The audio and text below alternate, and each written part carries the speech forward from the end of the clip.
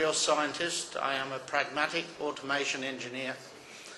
However, I'm a very concerned customer. I know that ultimately I will need the services that we are talking about here. And being an engineer, I know that how I would like to see those services delivered and what my expectations are as an engineered customer. So I'm finding this conference very interesting. I also would like to point out this is my first trip to your country, and I'm very impressed.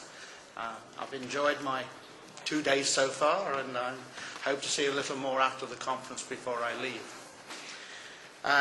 As you will note from my bio, and we'll skip a lot on the bio, I've spent a lot of my time in engineering and research and working on developments of startups and innovation within my own corporation. But now they use my expertise and talents really on standards and regulation to make sure that as standards evolve in our domain space and regulations for automation and requirements are evolving around the world in different nations, that we try to influence the development of those standards and regulations to benefit and facilitate getting our technologies to market as opposed to building barriers and differentiation around the world. And I think I will come back to that theme later after lunch. I've also been told much in my career that the worst two times to moderate a panel or even do a presentation are immediately before lunch when people want to get to lunch, and immediately after lunch when people are a little tired and just can't get those brain cells working again. Seems like I have won the best of both deals here. So I'm hoping that my panelists will help us and bail us out for that. So with that, I don't want to waste time talking. This is not for me to present but to moderate. And do we have... who's the first on the agenda here? Do we have Dr. Elisha Rabinowitz here? Yes, we do. Okay. So I'll ask him to talk on given imaging as the first of two Israeli case studies before lunch.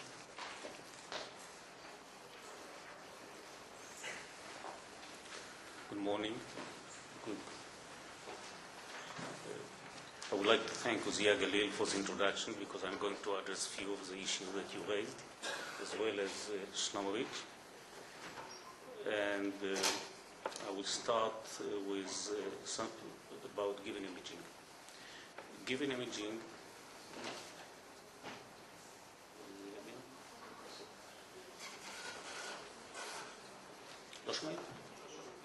now it's better? Okay.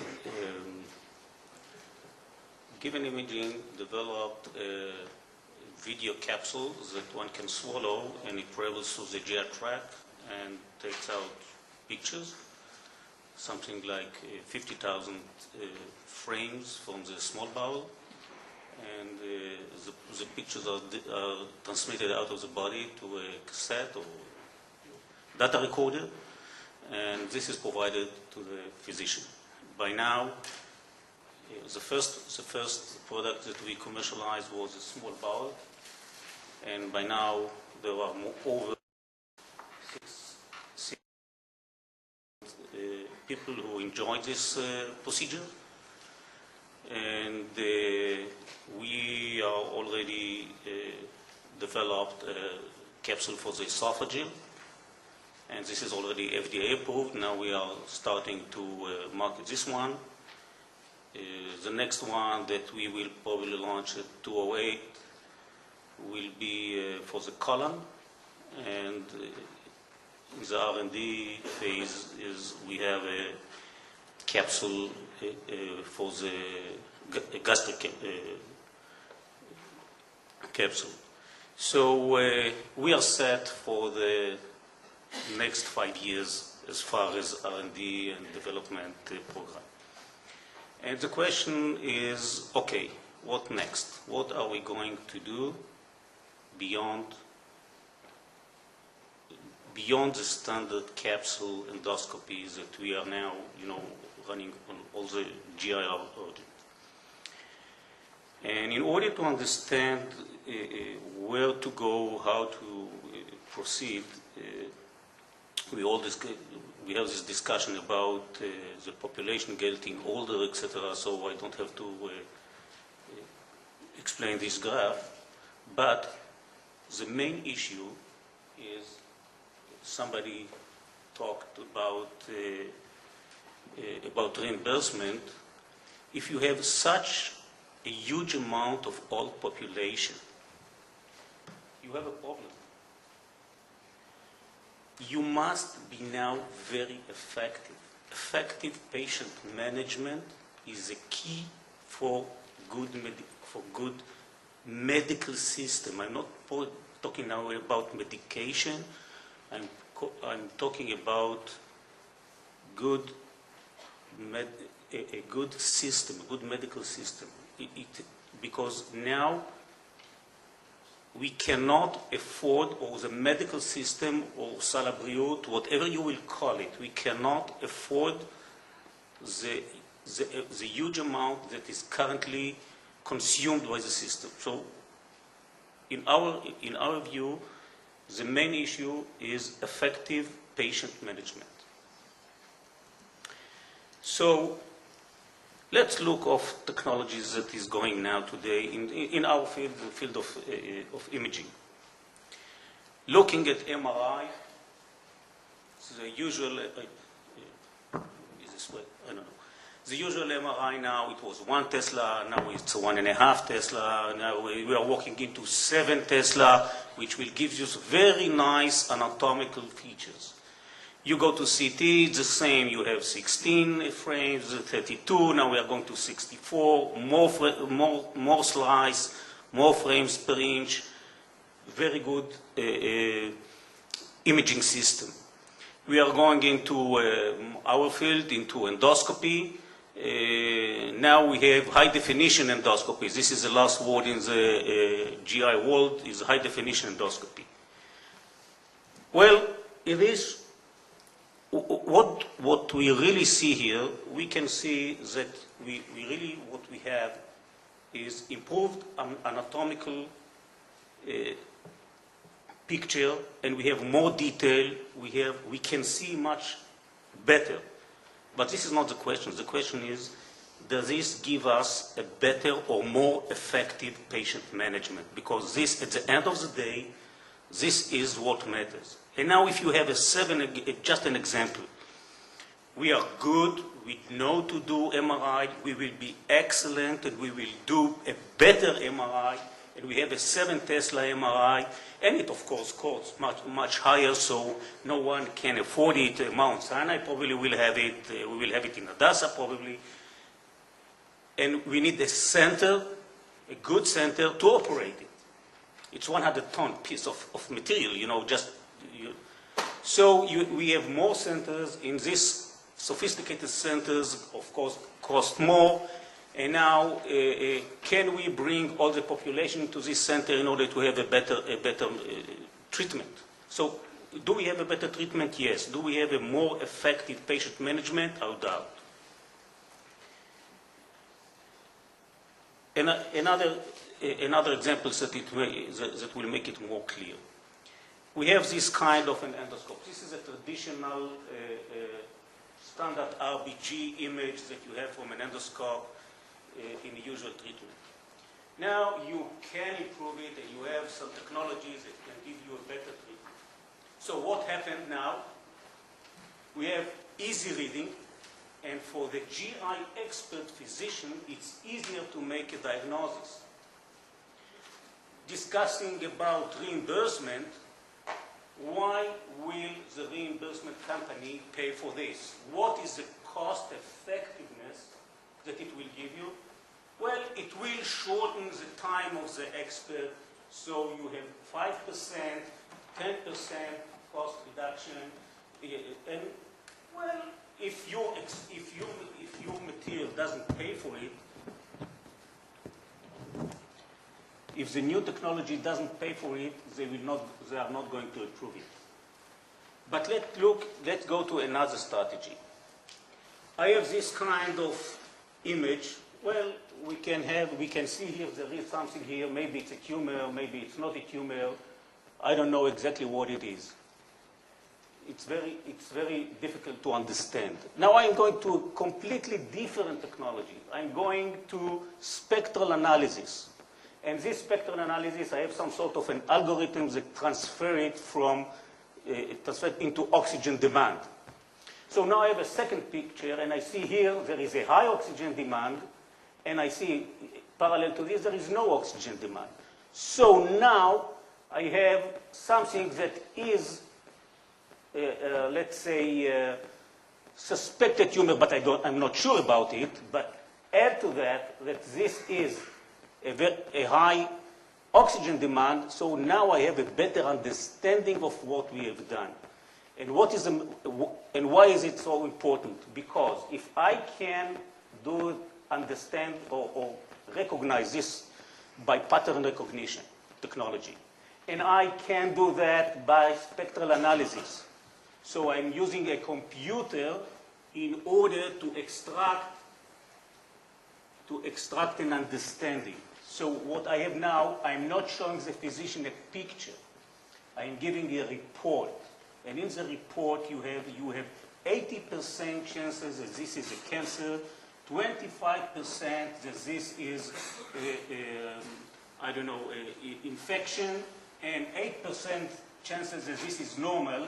And this report is not provided to the expert. It is to the general practitioner. Now I replaced a high-paid physician with a computer and a lower rate or lower cost physician that drives me into a better medical conclusion.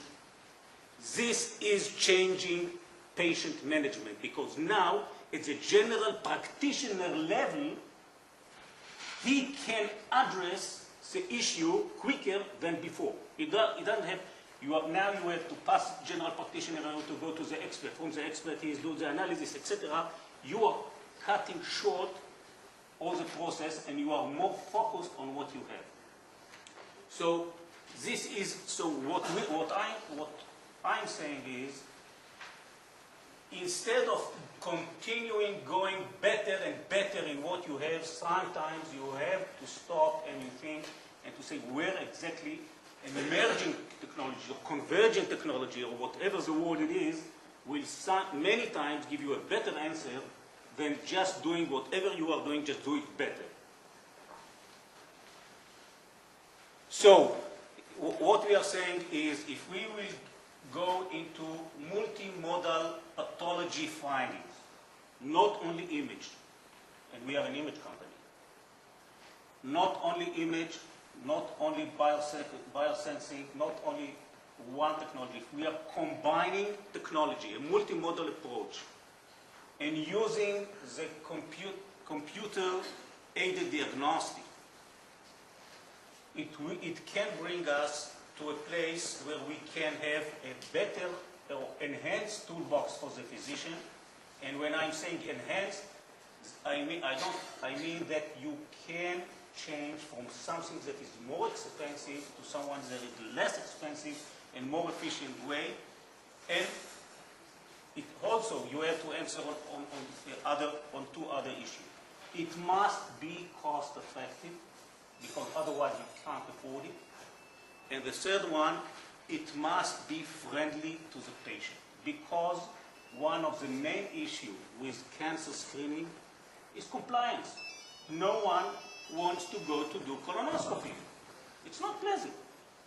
So being friendly to the patient is also something that is most important in all of those. So those are the issues that we are wanting. If we want to go into screening, if we want to go into those type of market, we have to solve this type of questions.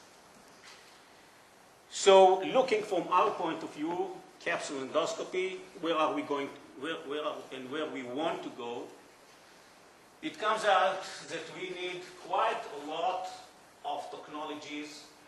We need an enhanced visualization, which is always better, spectral analysis, localization capabilities, molecular diagnosis, and of course maneuvering in order to address the issues that we are addressing now. And that's even for a company, well, we are not a big company in American standards, our sales is about 100 million per year. But for a company like us doing all of this, it's quite impossible. There's no way that we can achieve significant control or significant knowledge in all those areas. So we have to step out of the box and start thinking in a different way in order to go into the market and go out with our next product. And now something about divergent technologies. The established technologies, they tend to keep their established market and go to the high end. It's the same. I have endoscopy, I'm going to high definition endoscopy. I have MRI, I'm going into 7 Tesla. And this is, but if we want to really go into the market, this disruptive technology has to start from something else. You have to start from a different market, niche in order to do your penetration.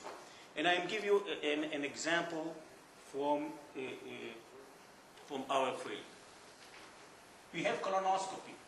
There are a lot of new technologies that are more patient-friendly colonoscopies, that are smaller, that are very, none of them has made a real change in the world. But suddenly, there came in a technology, a virtual colonoscopy, and a lot of people here heard about virtual colonoscopy. Why is this going? Why is it goes into the market? Because virtual colonoscopy is done not by GI experts. It's done by radiologists. And radiologists, they don't care about GI experts saying that this is, they don't see flat lesions, they see this and they see that. For them, for the radiologists, it's a new market. It's an expanding market. It's a new niche. So they don't care about what GI experts are saying. They are going into their market. Okay, it doesn't see very well. It misses here and there. You see only 5 millimeters and doesn't see the small millimeters. Okay, but let's compete. So this is, if you are stepping out of the main market, you have 2 advantages. One is the leader of that market, his drive to go to the other market is not he's not keen to go to a new market as you are. This is one. And the other one is if you are going to the main market, if you are going out of the main market, a lot of the advantages of the main holder of this market, he's not there. So for example, from let's say from our point of view, if we can have a capsule or have a technology, not a capsule, a technology that fits the general practitioner, for them it's a new business, so they will go for it. If it is cost effective, then reimbursement, the reimbursement company, the insurance company, they are your friends, not your enemies, because you provide them with something that is more cost effective for them. And if it's friendly for the patient, he is willing to do that. So those are the elements that we have to look for. And unless we have the answer of all of it, it's a chain model. If you are not cost effective, you are out. If it's not friendly, they don't want to do it. So we are talking, especially if we are talking about screening, all the cancers that we have today, it's about screening. Screening is not a patient, it's healthy people. He doesn't want to go, he feels good. He doesn't want to, to have some sort of invasive treatment. He wants to, if it's not friendly, he doesn't do it. That's all. So you have to answer all the questions in order to be there. So this is the kind of technologies that we are looking at. This is kind of the way that we want to go. But in order to go, just for a demonstration, if you want to go to another technology, for example, in vivo molecular diagnostics. So the capsule that we are moving will also be able not just to see a tumor, but also to analyze it and to say this is a cancer or non-cancer condition, it's adenoma or something like this. Just look at the technologies that are involved in something like this. Let's say we want to see a change of the tissue. So what we want is to color the tissue with something, let's say, for example, fluorescence. Okay? So we need this biomarker on the tissue that we will identify. So we need to know what are those biomarkers. And then have a technology that will take those biomarkers, combine it with some sort of a tagging material in order to have it marked, and of course let it washed away, because we cannot wash it with the machine. We are in vivo. So now we need a capsule that will have a fluorescence capability with all the filters and LEDs and all the technologies that is related to that, with the power limitation of the capsule. So the variety is just the variety of technologies that are needed in order to solve this problem. So let's see that we will not go to the tissue, we go for the secretion analysis, which is also, this is one of the advantages. We are swimming in the GI tract. What do we have there? So now we need also to identify those biomarkers. We have somehow to catch it with a tagging material. And then to have it in a way attached to the capsule in order to have this tagging material attached to the capsule and generate a change in color.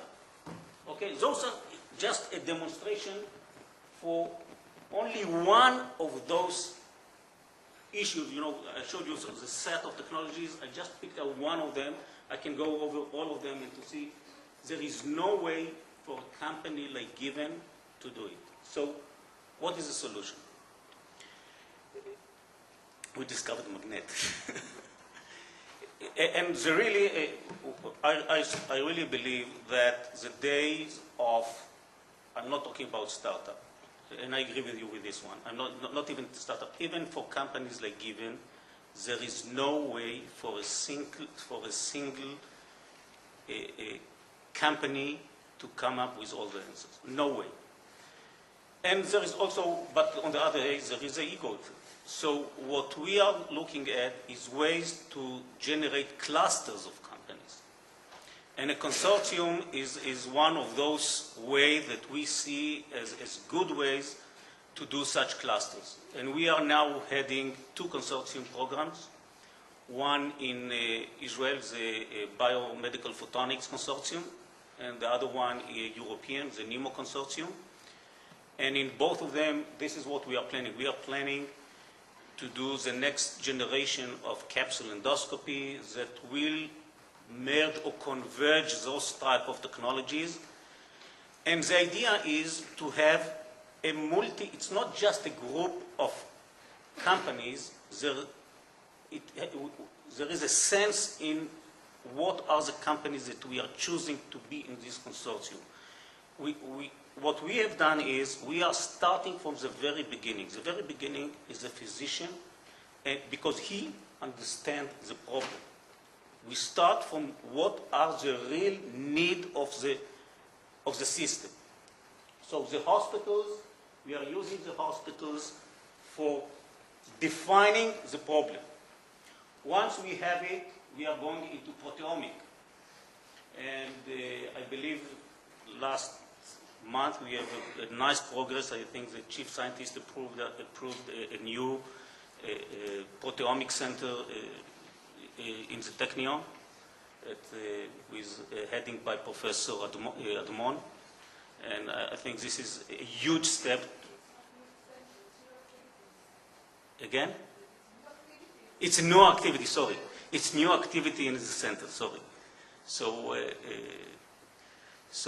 And I think this is a huge step forward in infrastructure, because I think we have the brains, Usually, most of the companies, they have the money. The main issue that I can see is infrastructure. Because if we are going to go to spectral analysis, there is no data about what is a spectra of a healthy tissue, what is the spectra of a cancer tissue, what is the spectra of adenoma. The information is not there. The basic data is not there. If we are looking for sensitivity, specificity, we don't have the tissues in order to measure it. So because we don't have a good tissue banking. So our problem is an infrastructure problem. Because companies are there and companies are willing, if you give them the setup that satisfy their need, you can have cooperation from companies. We don't have problems with cooperation between companies. But we do miss a lot in the infrastructure. So we are going into proteomics, and we also have groups that is doing the biosensing kit. And other groups are doing spectral analysis, just creating the data in order for us based on this data, to generate all the algorithms that will help us identify the system. And of course, we need quite a lot of enabling technologies. We need more miniaturization, power management, and a lot of, for a capsule, we need maneuvering, a lot of enabling technologies that are associated with that. Then we are going back into integration, and of course, one, we have integrated one, we are going back to the hospital to see if it really works. So this is a way that we figure out it's our only chance to have a new generation of really innovative technology for our next generation beyond the standard imaging that we are now already practicing. That's all.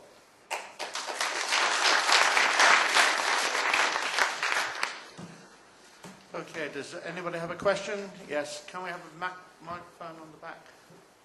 That back center. Back center. Another question? Question? Oh. Microphone.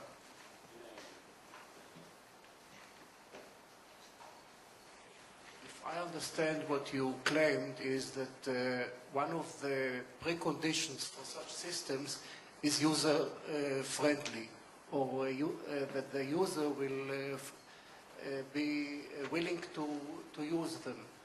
What about this obstacle in all this about the capsule? Can you turn it into more user-friendly, or that the patient will be more willing to use them? Well, that's the easy part, because, you know, the alternative of doing, for example, colonoscopy, you know, this huge piece of tube going, you replace with... Well, if you are comparing it, for example, with the CT, okay? If you are going to do virtual colonoscopy, you still have to be insufflated, and you still have to go most of the procedure, except you don't have the tube, but all the other you have it all. So it's still friendly. Not talking about X-ray and etc. You just swallow a pill. That's all. That's all the.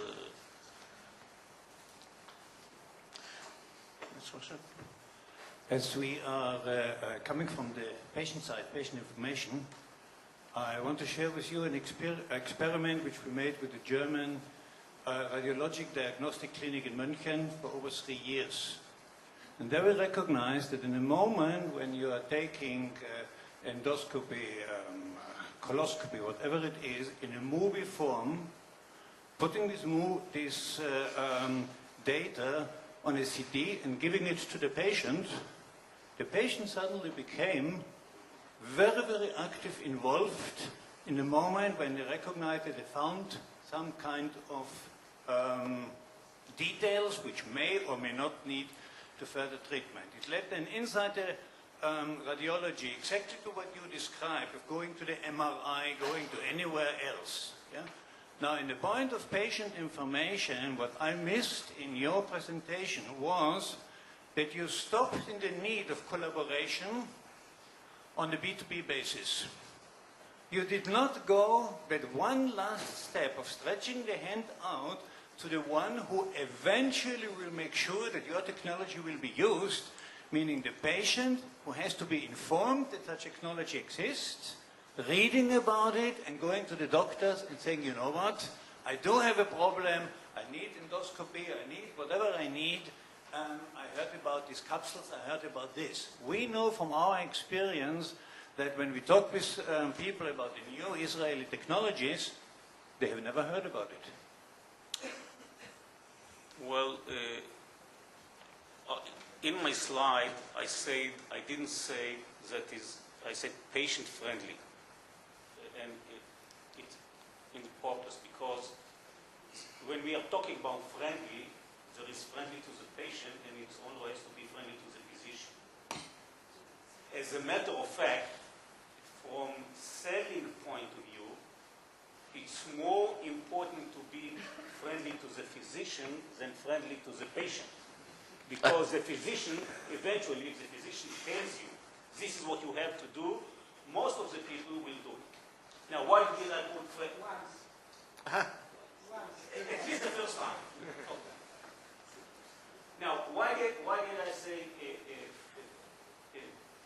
friendly? Because we have some sort of, I also put friendly because if I would say subject or something else, people would, what really do I talk about? One of the major steps, and this is what we are focusing on, is screening. Screening, you are not talking to patients, you are talking to healthy people. And when you are talking to healthy people, it is a problem because they are not, you need to cooperate, you need their cooperation at the stage that they don't really know what it's all about. This is the main problem. So that's why we are talking about friendly to the patient, because, okay, all you have to do is just swallow a capsule, it's easy to explain. This is friendly to the patient. Okay, and in this stage, you are right in this stage, the cost that you can have is zero. You will pay nothing. But once he becomes a patient, that's a completely different story. When you tell him he has something, you get, immediately you have his attention, he is willing to go to the internet, he is willing to read, and he is willing to pay. Okay? So this is where the border goes. As long as you are going with screening, it is very difficult to have their attention. Once he is a patient, it's easy to get his attention. And that's our problem, that's our dilemma also. So we don't know to cause this dilemma. How to bring to someone who don't want to be screened, how to make it screen, it's something on a national level maybe, I don't know. We don't know how to cause this, but that's from our point of view. One more question. We have time if anybody has a question. No? Okay. Thank you very much.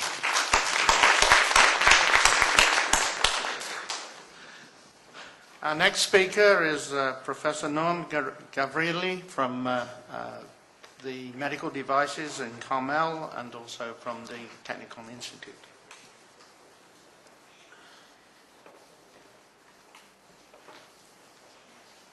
Did he walk off with the...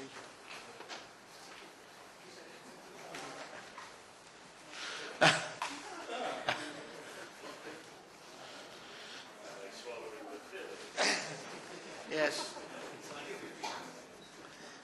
He's used to having electronics around him. I want to first... can you hear me? Yeah. Okay. I want to first take the opportunity to thank Professor Radner and Mike for inviting me. When Mike invited me, he asked me to propose a topic, and I proposed two. One that I'm going to talk about, and the other one that I'm not going to talk about, but just mention. I wanted to talk about technology transfer from academia to industry. And I think that maybe if we carry out this discussion again in the future, I still would like to come back to that topic, because I think that one of the real obstacles in creating a future to medical device or medical industry in Israel is this culture of technology transfer. All that said, I want to say that so far I was very interested. I'm also interested in the fact that I believe this is the first time that my two universities get together in a conference, because for many years I had a secondary appointment at Northwestern University. I had a lab in the medical school, and I enjoyed very much this collaboration, and I think at least half of my list of publication lists both the Technion and Northwestern as the affiliated institutions. And I certainly do hope that there will be a continuation. The topic that I'm going to talk about today comes, my interest in this topic comes from a device that one of our companies, KarmelSonix, has developed. And through that process of actually developing a product, we had to reflect and to actually evaluate, take a look from 40,000 feet in order to see that what we are doing is actually right, and that we have the correct road map to navigate ourselves from the concept all the way to market. And the product is the personal Wheezometer. But before I'll go into that, I want to take you to some of the, very few actually, very briefly, there is a lot more to be said, on the theoretical aspects or the more academic aspects of the issue. So the home toolkit is something that has been around for a while. There's not much new, but I think it is now an era, and I can say that at least the last 10 years, where we see it flourishing. And the reason for that is, there are many reasons for that. And I try to list some of them. Doctors and medical care are not readily available. To get an appointment at a primary care doctor, it takes a few days. If you want a specialist, it takes a few weeks. And even if you have money to pay, it still takes weeks. And you have a good insurance, and sometimes months. There are physical limitations. This company, KarmelSonix, is the only Israeli company listed on the Australian Stock Exchange. And as a result, I've been in Australia 6 times in the last 2 years, and had to learn quite a bit about the Australian medicine, and it's different. Sometimes to see a doctor, you need to fly 1,000 miles from your ranch or whatever, little village, to where the doctor is. So remote or rural medicine is a real issue. The cost of medical services is a big issue. 50 million Americans don't have medical insurance. They have to think twice before they go to the doctor. It's what's called, I worked in central Illinois for 21 years as an emergency physician, and in a clean way the nurses would point them out. This is a self-pay. Maybe not, but that was a special patient, and we saw a lot of them, because for lack of better access to medical services, the emergency room was their point of contact, and that is very expensive. So many people try to doctor themselves at home as far as they can go. Another aspect, completely different, is the concept that if you have a chronic disease, does not mean that you're out of life. People live with diabetes. People live with asthma. People live with high blood pressure. People go to work with congestive heart failure and are functioning. So the management of chronic ailment, chronic disease, is a major issue, and the ability to assess the patient's condition at the home becomes very important, and have the patient, and I'm skipping a point, I'll come back to the other one in a minute, having the patient as an integral part of his own or her own disease management team is a very important strategy in the modern management of chronic disease. There is much better understanding now that if we manage chronic disease in a very accurate way on a day-to-day basis, we can reduce the later life complications. I think the best example is with diabetes. I think everyone knows now that if you manage blood sugar at near normal levels, without going into hypoglycemia and without experiencing hyperglycemia, there's more and more evidence that you can avoid the blindness, the nephropathy, the kidney problems, the peripheral vascular problems that were like inevitable consequence of having diabetes. And that, of course, requires a very close monitoring of the patient that can only be done at the patient home. And finally, I should say that the availability of information, especially on the internet, is a very important component. We used to jokingly say that we are dealing now with the wired retired. These elderly people who leave the emergency room with some instructions, and then they go home and immediately sit for a day or two on the internet, and then they call us back and say, oh, you did that, you didn't, did you read this paper, and so on. And I think this is a very positive trend, and I think the doctors should become part of that and help the patient, navigate the patient to the better sites and more accurate sites, and they're available. And I think that home management of disease can benefit a lot from the patient's knowledge. But the key to all that is having good sensors, good transducers, good devices at the patient's fingertips. And let's try to sort them out. And I guarantee that this is not the only way to do it, but I used an approach that combines my point of view as an industrialist now, as an academic, and as a clinician for quite a few years. And we look at this this way.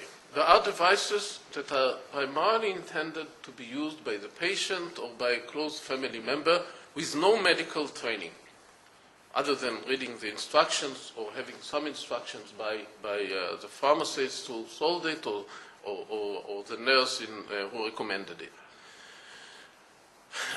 Another type, which is outside of that, but I want to mention it, is the Holter. It's a send-home device that you send home with the patient for 8, 24 hours, for a week, to monitor the patient and bring the data back, have it analyzed, and make some decisions. Occasionally these are done every 3 months, not very often, unfortunately. we are not going to talk about those. Devices that are used by the patient, but typically transmit data to a center. The center analyzes the data with a combination of usually some computers, some previous information about the patient's medical conditions, and typically there will be a healthcare professional, a doctor, a nurse, technician, also in the loop.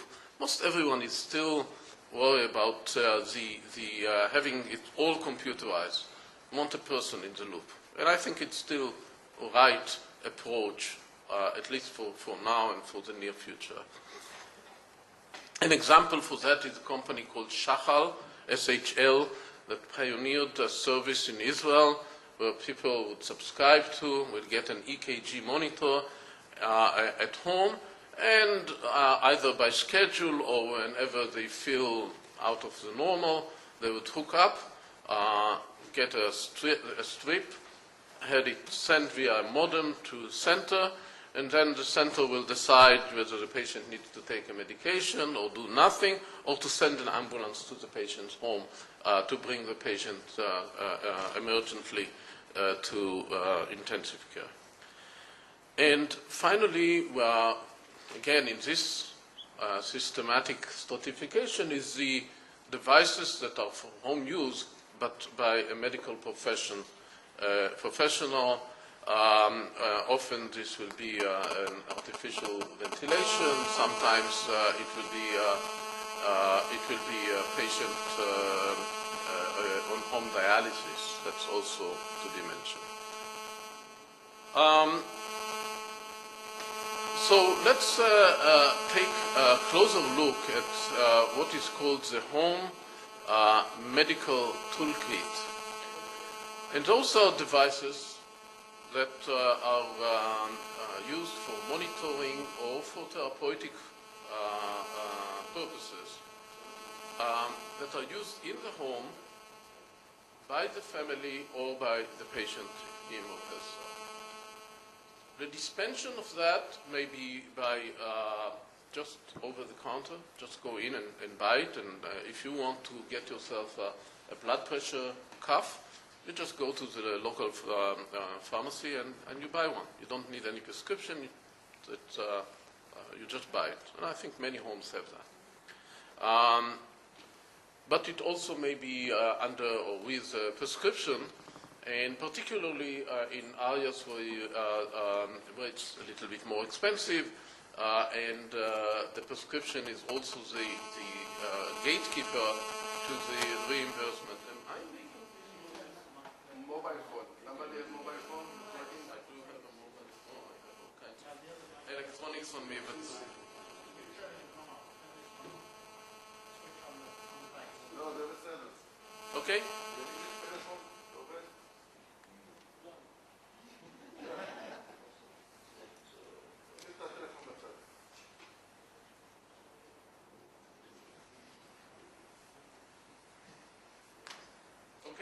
Let's hope for good. The prescription is many times is the gate to reimbursement. If a patient wants to be reimbursed for purchasing the device, usually they will need to get an authorization by the doctor. And of course, there's a long chain, some of you have discussed already, of approval processes that need to go before this final step of writing a prescription, getting the device, and getting reimbursed for. That is an important part. I'll give you a personal example. I am using hearing aids, and in Israel, my insurance company will reimburse about half of the cost of 2 hearing aids every few years, provided that I will have a prescription saying that I am still hard of hearing. So I have to meet my ear, nose, and throat doctor every 4 or 5 years and say hello, and please write a note, and so on and so forth. But it's a process, and we do it. Many times, the use of the home medical devices are under some sort of a supervision of a medical team or team member. For example, if a patient is using a spirometer at home, they will tell him that or her that if your values are in that range, you have to take 2 puffs of Ventolin. If they're in that range, you have to take 2 puffs of Ventolin and go to the emergency room, etc. So these kind of instructions come from a medical team. So there must be some integration between the home device use and the ongoing care of the patient by professionals, of course. So let's take some examples, and I had to just to mention that in this home medical kit, we have to remember that many people keep too many medications at home, and they use them all kinds of ways. And I think that's a bit of a problem, but I'm not going to talk about it. We're talking about devices. And if you look in homes for medical devices, in almost every home we'll find a thermometer and we'll find a scale. Thermometer to look for fever, and the scale is to enter our body weight into the vital statistics and maybe do something about it.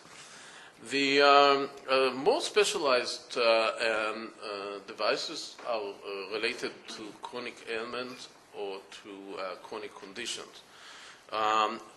We have a blood pressure, or people who have high blood pressure or hypertension will have a blood pressure meter at home. A glucometer,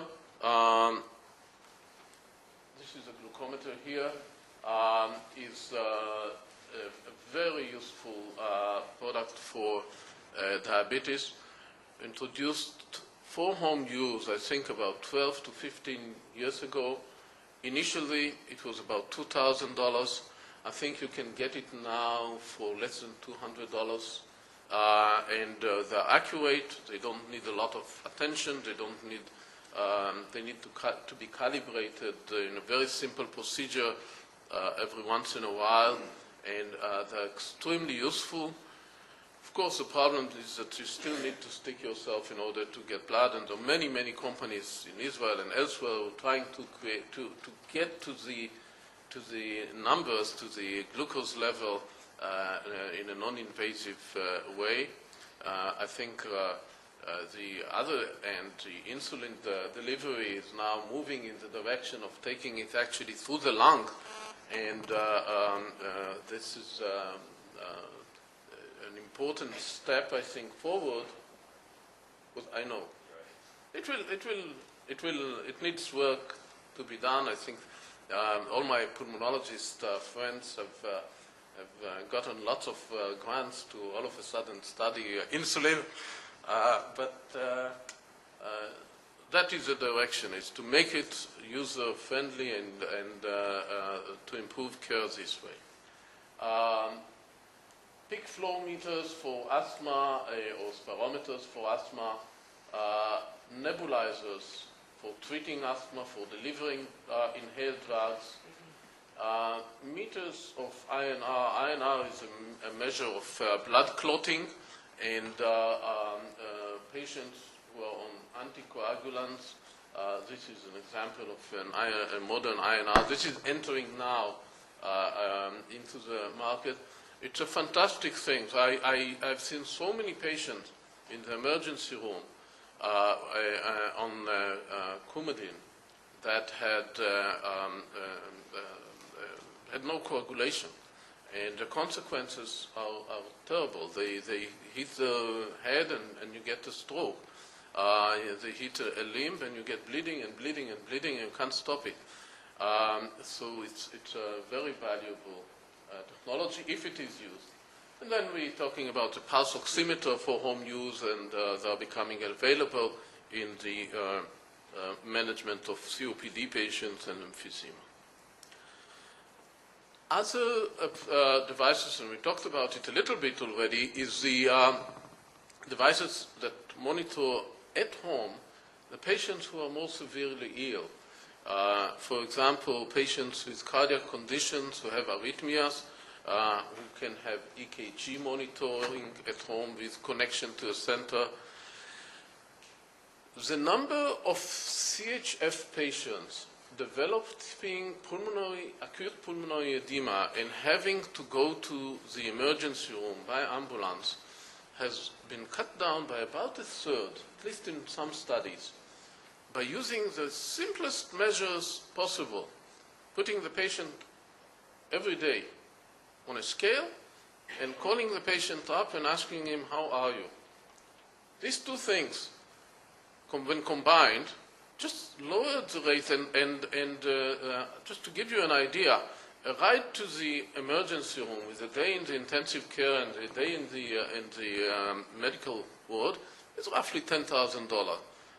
A LASIK spill, which is what you need in order to abort the move from CHF to pulmonary edema, is 10 cents.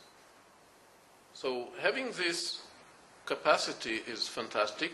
Unfortunately, it's only cut down by thirds, so 2/3 are still having these episodes 2 to 4 a year. It's significant. One of our companies, Cardioacoustics, is developing heart sounds-based monitoring of CHF patients. This is early stage, but we have good data to show that the heart sounds reflect sufficiently well the mechanics of the heart to be able to monitor it non-invasively, continuously, and this way to catch pulmonary edema development very early. A few specific issues that relate to home medical devices. It has to be simple to use. It has to have good way of communicating the data, preferably with the green, yellow, and red. And I apologize for the spelling. It should be rugged construction. This is the curse of automatic using automatic spell checks at after midnight. Then regulatory issues. The FDA scrutinizes home medical devices much more tightly than devices that are under supervision of a medical team. There are liability issues, product liability issues. There is an issue of acceptance by the medical community. Are we competing with the doctor? Are we taking business away from the doctor? You have to be sensitive to that. Reimbursement has been talked about.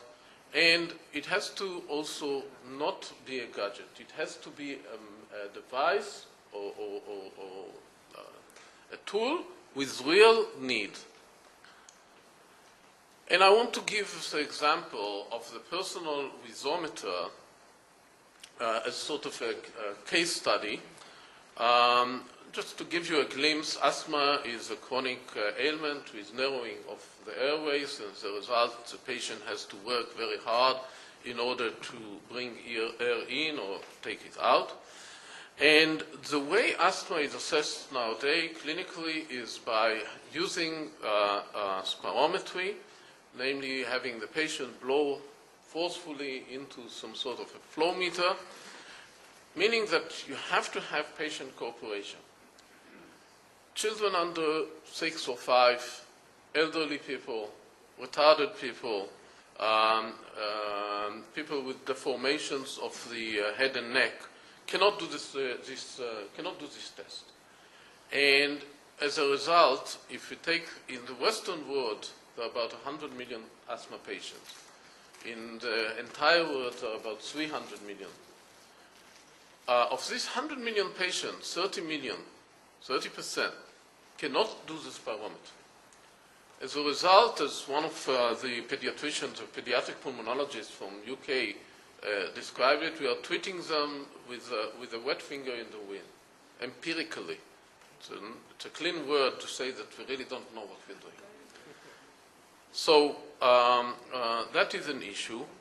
And if you look at the spirometer, it is, this is a state-of-the-art recent spirometer. This is a picture of a spirometer of 150 years ago. You can see that the technology really hasn't changed much, and it's still working. So what we are bringing to market is a handheld device for home use by patient or by parent or another caregiver to monitor the extent of wheezing. Now, wheezing is, if you go into the internet and you type wheeze or wheezing, 95% of what you get will be papers on asthma. It has become a synonym that a wheeze and asthma are the same. The wheezy infant is asthmatic infant. So wheeze is the most prominent and most important symptom and sign of asthma. And the more you wheeze, the more severe your asthma. So what we are doing is basically measuring the wheeze, and we're doing it now with a stationary unit that just got to the market last month. We got FDA approval for it about 6 weeks ago. And what I'm talking about here is a version of that technology encapsulated in this little device here that is held by the patient to the front part of the neck, placing it near the trachea, and just breathing. You have to breathe quietly for about 30 seconds, and this device analyzes the data and gets the wheeze rate, which is basically the duty cycle of wheezing. Why use it? It's an anxiety reduction measure. Asthma is a stressful. It is very much the same as when you have a child with a fever. Years ago, we used to put the back of the hand on the forehead. Now we measure it. Fever, you take the temperature, 39.2, not good. You give some Tylenol and you give a bath to the child and you take the temperature again half an hour later or an hour later. Temperature has gone down to 38.5. It's still not good, but you know that you're in control. If it stays the same or it's gone up, you know that you need to call a doctor or to go to the emergency room. You are not in control. In a similar way, having the number, the wheeze rate, helps you be in control and reduce the level of anxiety that is associated with managing an asthma attack at home. It is easy to communicate a number. It is virtually impossible. Many people try to give mothers a stethoscope. It just doesn't work. So if you have a number that you can communicate and you can call up the doctor, the nurse, asthma nurse, and say, my child has 27% wheeze rate. Okay, it was before, half an hour ago it was 32%. I gave some Ventolin, now 27%. What should I do? There is a way to communicate. You can more accurately detect changes and use medication with the goal of having a patient wheeze-free 24/7. Where are we in terms of the personal Wheezometers development? We have the company has proprietary sensors and signal processing algorithms. The unique design, it will be released to the market towards the end of 2008. regulatory path is clear. It's based on the Pulmotrack, the product that just got the FDA approval. We intend to have it over the counter and by prescription, and there is a huge market. So I want to thank again the organizers for inviting me and the audience, and thank you.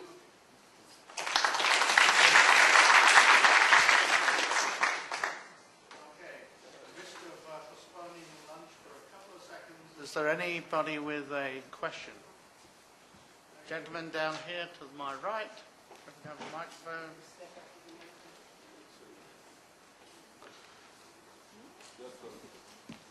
Have you considered doing the Wheezometer with just a personal cell phone microphone and doing the analysis on the cell phone computer? Yeah, we have.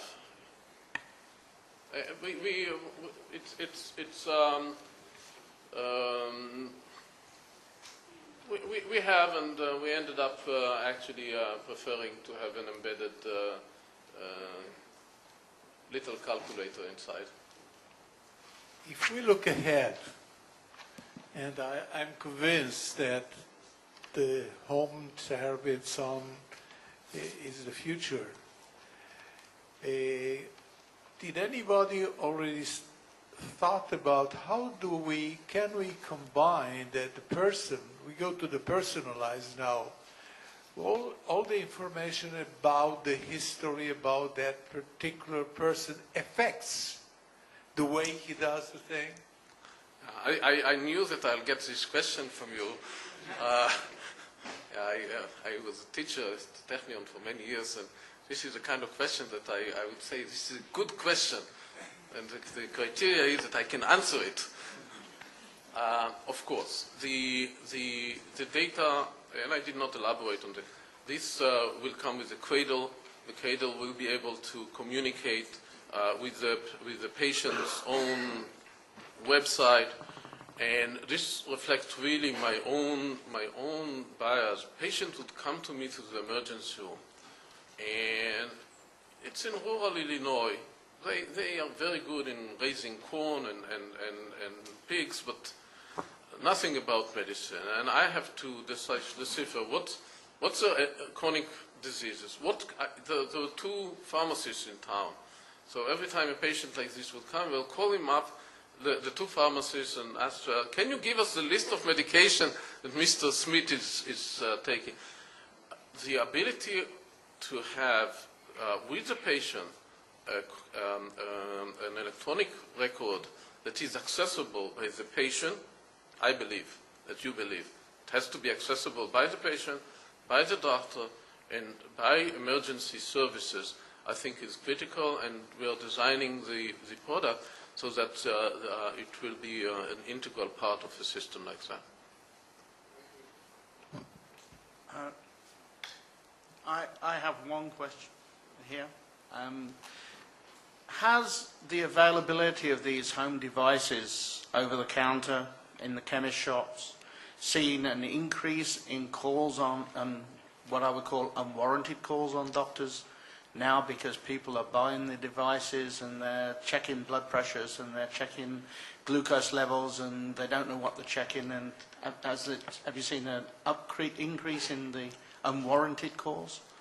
Yeah, I cannot reliably answer that because I have not studied. I think this is a great topic to be studied academically and to evaluate it. If I would just speculate, or based on my narrow feeling, is that there is a phase of transition where you see an increase, and then afterwards things settle, and you get like an asthma nurse, a diabetes nurse. The management of chronic disease moves from the doctor to the not even to physician assistant, but a nurse specialized in particular management, and that cuts the cost and makes the availability of care much greater. And then the doctor intervenes whenever there is a need. But so I think there is a process, and initially there is an increase.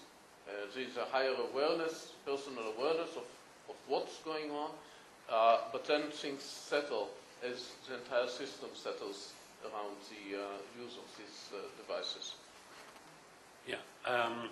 The point I wanted to make was that this presentation, to me anyway, probably others, is part of a whole evolving, emerging pattern of stuff. Some of the things I'm sure you know about, like just near Northwestern, there was Hank. You remember Hank? Home automated nurse care system that Baxter invested in. Steve Kaufman, you probably knew him.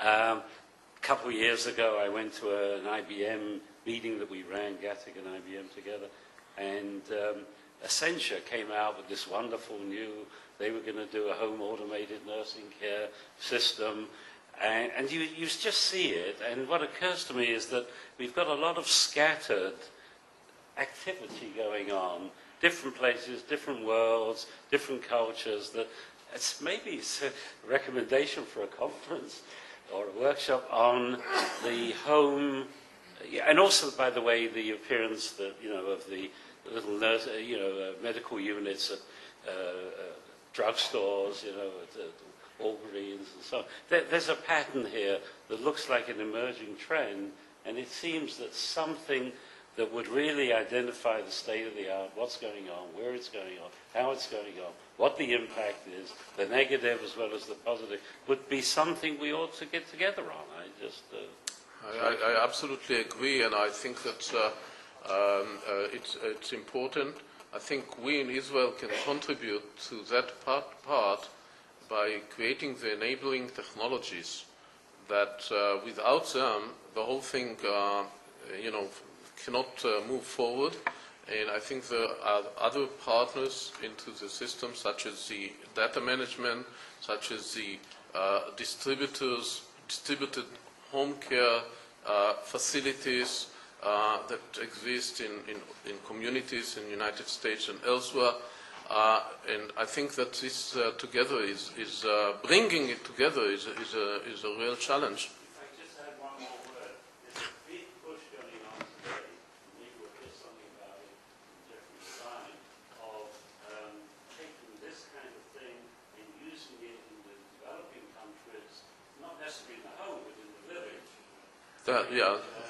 This may be a whole other dimension. Yeah. Now, we clearly see the personal Wheezometer that will cost about $250, and it's not intended for the clinic. And for the clinic, there is a $7,000, $8,000, $9,000 unit that is intended. But we see this personal Wheezometer becoming the clinician's tool in the less developed countries. Okay. One more question before lunch. Do you think, you mentioned mainly the diseases which are, let's say, regular. What about, I would talk about flu and cold and things that are more people coming to the clinics to check about sore throat or about the nose or even about fat, cholesterol. Yeah. I'll again rely on my own personal experience. One of our other companies, actually a CEO is sitting here in the audience, ETView, developed an endotracheal tube with a tiny little video camera at the end.